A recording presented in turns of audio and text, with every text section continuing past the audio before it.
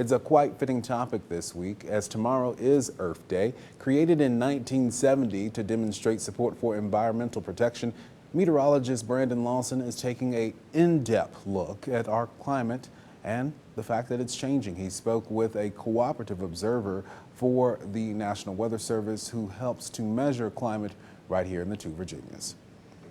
Tony Wilf, when he set up the system, he says, here's where we have the fun.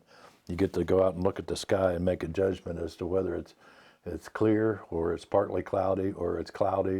For nearly a quarter century, Mercer County Commissioner Bill Archer has been a cooperative observer for the National Weather Service in Plattsburgh. Archer says some people don't understand the difference between observing the weather and forecasting it. People ask me, oh, you have a weather service. What's the weather going to be like tomorrow? And I said, I don't know. I can tell you what it was like yesterday. Why are co-op observers so important to the National Weather Service? They provide us information that computerized systems couldn't possibly provide us at this stage. They let us know how much precipitation fell, when the precipitation changed from, say, rain to snow, if they received hail, and if so, what size it was.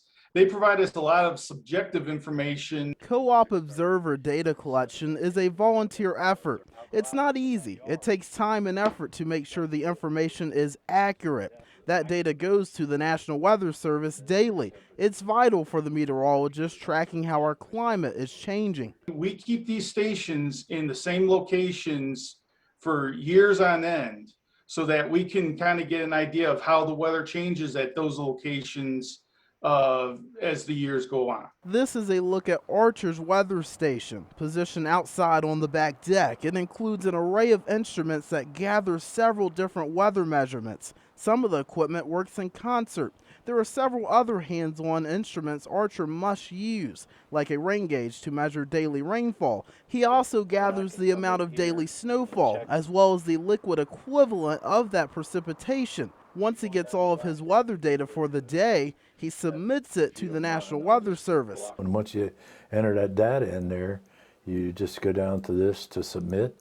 You've been doing this for 24 years now. How does it feel to know that you've been helping us as scientists and climatologists keep track of climate here in the Bluefield area? Well, we're on the ground level here, and it's, we are one component of many components that are really all working together to make it happen. Now, I don't try to interpret the data.